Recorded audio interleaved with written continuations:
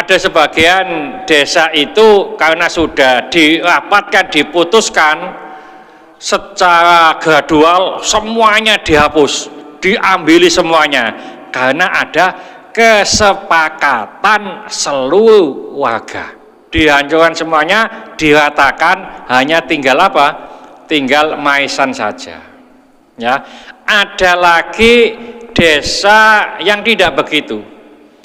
Kalau peraturan ini belum disampaikan atau belum berlaku, sudah dikijing, maka ini tidak termasuk ikut peraturan ini. Jadi setelah peraturan ini tidak boleh dikijing. Ada desa yang semacam itu. Jadi yang sudah dikijing itu sudah tidak dipermasalahkan, tapi saat ada pemakaman yang baru ini dilarang dikijing. Ada desa yang semacam itu. Wallahu a'lam lah.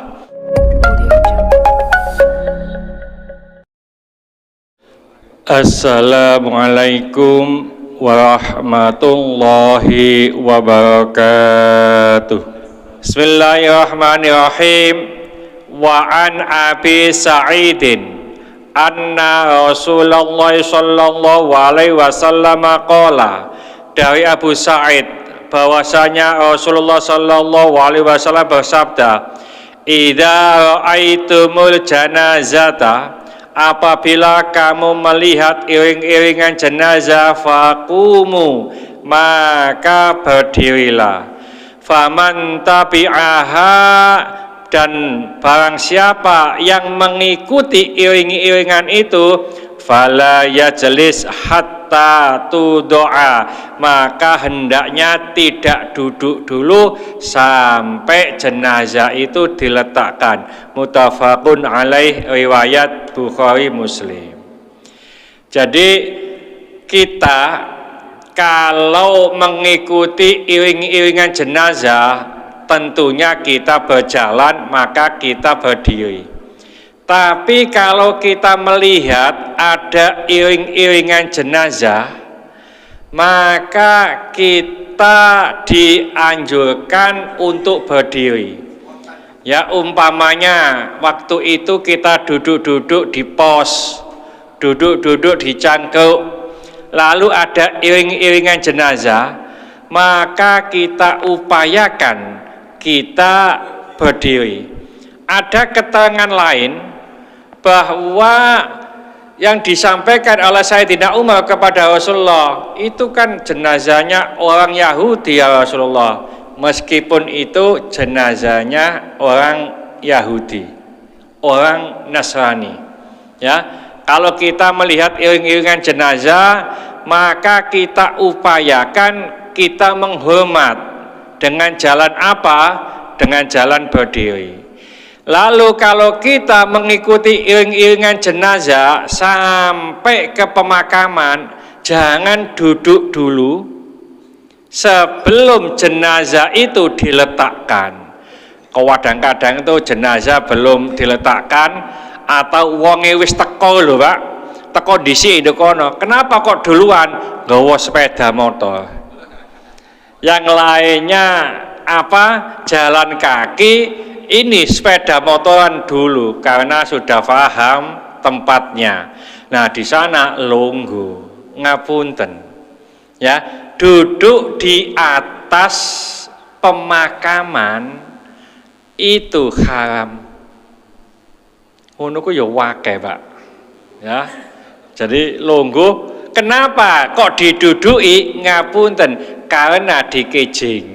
Ono kijinge itu Pak ya, jadi enak golonggo. Seumpama kok umpamanya ndak ada, lurus begitu saja, longgo nduk endi, wangel. Dulu atau beberapa waktu yang lalu saya sampaikan, ngapunten, di Kabupaten Sidoarjo itu umumnya pemakaman itu tanpa kijing, Mbak. Jangan lihat nanti kalau maunya di Kecamatan Sukodono gitu. Jadi hanya tanah data, hanya ada maisan 2 gitu aja. Ya, tanpa kijing. Nah, untuk membangun makam itu memang ada aturannya. Ngapunten. Dulu pernah saya bikin konten, juga saya bikin artikel bahwa orang membangun makam, ngapunten sekali lagi, ngijing makam itu dilarang.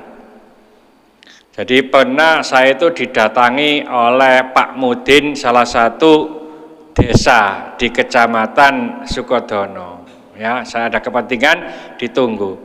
Ustadz, saya minta dasarnya ya, bahwa membangun makam itu boleh atau tidak. Nah, kenapa Pak Mudinnya?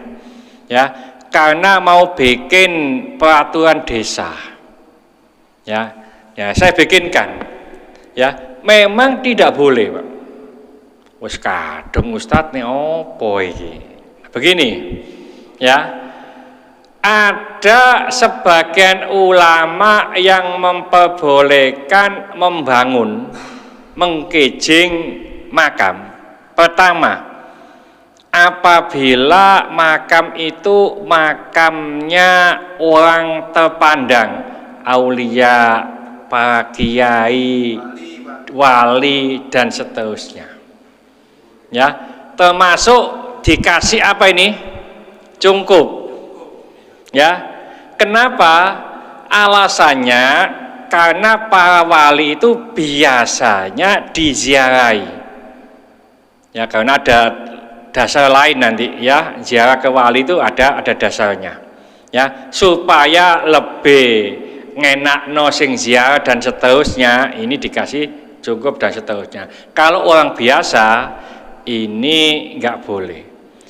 Kedua, yang diperbolehkan meskipun itu makruh, dikasih cukup atau bangun makamnya itu apabila tanah pribadi. Jadi bukan makam umum. Jadi tanah pribadi. Umpamanya bapak-bapak meninggal, iki kepengin tak kijing tak makam nduk ngarepe omah wae. Nah, itu kan tanah pribadi, Pak. Monggo. Nduk ngarepe omah ya. Jadi itu salah satunya. Tapi pada dasarnya, pada umumnya dilarang. Ya. Nah, wis kadung ya mbone wis kadung menunggu ya. Jadi ada sebagian desa itu karena sudah dirapatkan, diputuskan secara gradual semuanya dihapus, diambili semuanya karena ada kesepakatan seluruh warga. Kesepakatan seluruh warga dihancurkan semuanya, diratakan, hanya tinggal tinggal maisan saja. Ya, ada lagi desa yang tidak begitu. Kalau peraturan ini belum disampaikan atau belum berlaku, sudah dikijing, maka ini tidak termasuk ikut peraturan ini. Jadi setelah peraturan ini tidak boleh dikijing. Ada desa yang semacam itu. Jadi yang sudah dikijing itu sudah tidak dipermasalahkan, tapi saat ada pemakaman yang baru ini dilarang dikijing. Ada desa yang semacam itu. Wallahu alam lah. Ya. Jadi tidak tahu ini ada Pak Lurahnya itu, tidak tahu di desa nanti sama ya. Sekarang tidak boleh. Kalau yang sudah terlanjur boleh, gitu ya. Jadi ini yang diambil oleh beberapa desa-desa. Ya seperti tadi desa ada yang mengatakan, ada yang berinisiatif seluruhnya harus dihancurkan.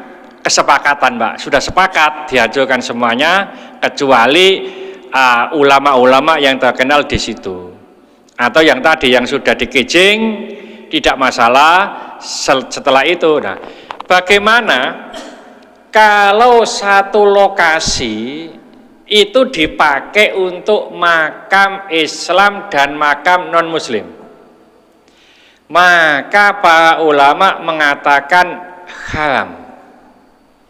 Jadi tidak boleh dicampur antara pemakaman Islam sama non muslim. Nah, Ustadz, di daerah kami itu kan ya ono muslim, ono non muslim. Kedua-duanya punya hak, kan begitu Pak ya. Karena juga bayar. Ya bayar pajak, bayar aturan desa. Begini caranya. Kalau satu lokasi ya, umpamanya kita punya lokasi itu 5.000 meter atau setengah hektar. Dan ini semua agama masuk ke situ. Maka yang terbaik itu disekat, Pak. Ya, disekat, ada pintunya. Wah, sekatnya tinggi. Enggak harus tinggi. Ada pagar pendek 60 cm, 50 cm, ada batas. Terus ada pintunya. Pintunya digembok, enggak usah. Ya, enggak usah pintu digembok. Ini ada pintu, itu kan berarti ada tembok, terus ada yang dihilangkan temboknya untuk lewat, itu pintu. Nah, itu saja sudah beda. Kenapa? Ngapunten.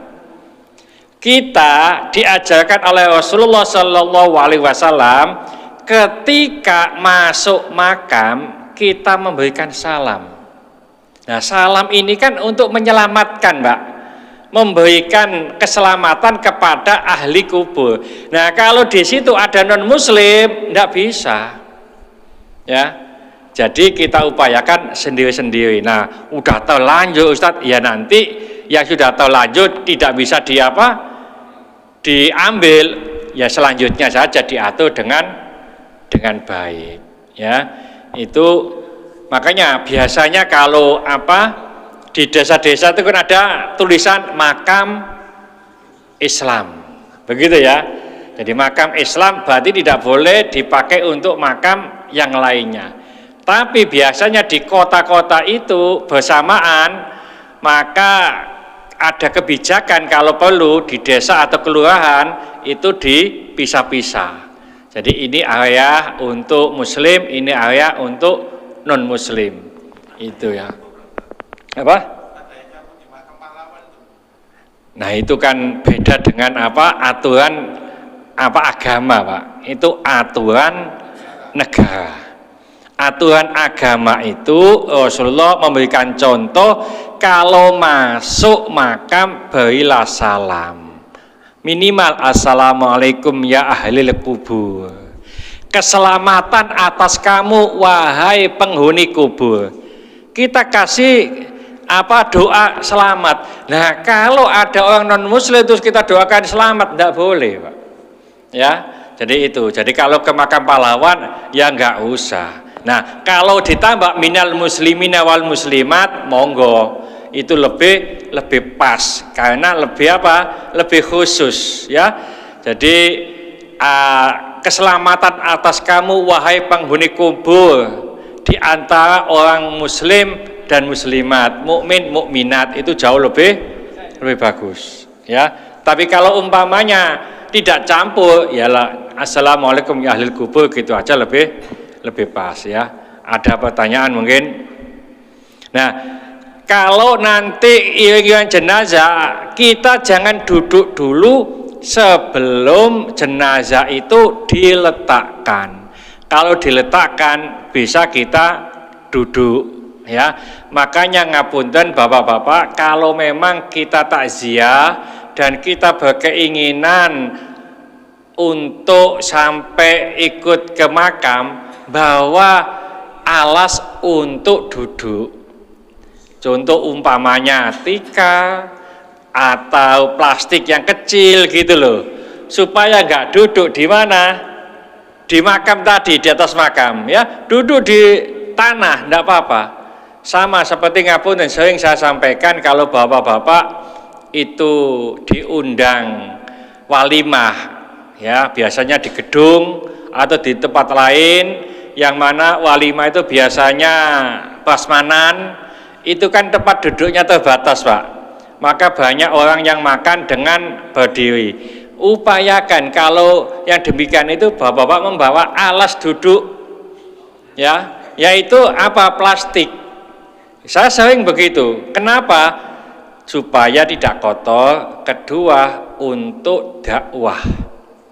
Ya, Nah kalau memang di gedung umpamanya biasanya karpetan, nggak masalah, malah enak. Ya, kita duduk Pak. Sering saya diundang itu, saya duduk dan itu banyak yang mengikuti. Karena keterbatasan tempat duduk, yang lainnya berdiri-berdiri, ya. Apalagi kalau kenal umpamanya ya, saya duduk terus kenal saya gitu, sungkan bae, melok lungguh Pak. Ya, melok lungguh di pojokan sana begitu. Enggak apa-apa. Ini sambil dakwah ya. Jadi kita dakwah itu tidak hanya dengan qala Rasulullah, bukan begitu ya, tapi juga dengan perilaku ya. Mudah-mudahan sedikit ini dibarengi hidayah oleh Allah Subhanahu wa taala. Mudah-mudahan segala hajat kita dikabulkan Allah, segala kesulitan kita dibantu oleh Allah. Mudah-mudahan anak-anak kita menjadi anak yang soleh solehah, taat kepada Allah, patuh dan nurut kepada kedua orang tua. Yang kasih keturunan, mudah-mudahan Allah memberikan keturunan yang soleh solehah. Yang kasih jodoh, mudah-mudahan Allah memberikan jodoh yang soleh solehah. Mudah-mudahan di antara kita, keluarga kita, handetolan kita, tetangga-tetangga kita yang saat ini sedang sakit, baik di rumah sakit maupun di kediaman, mudah-mudahan Allah cepat mengangkat penyakitnya, menyembuhkan penyakitnya, dan mudah-mudahan Allah memberikan kesabaran kepada yang sakit, dan dengan kesabaran ini mudah-mudahan Allah mengangkat seluruh dosa-dosanya, dan mudah-mudahan Allah mengampuni dosa-dosanya orang yang mendolimi kita. Al-Fatihah. Bismillahirrahmanirrahim. Wal asri innal insana lafi khusrin illa alladziina aamanu wa 'amilus sholihati wa tawassaw bil haqqi wa tawassaw bis sabr. Subhanakallahumma wa bihamdika asyhadu an la ilaha illa anta astaghfiruka wa atubu ilaik. Wassalamualaikum warahmatullahi wabarakatuh. Allahumma sholli ala sayidina Muhammad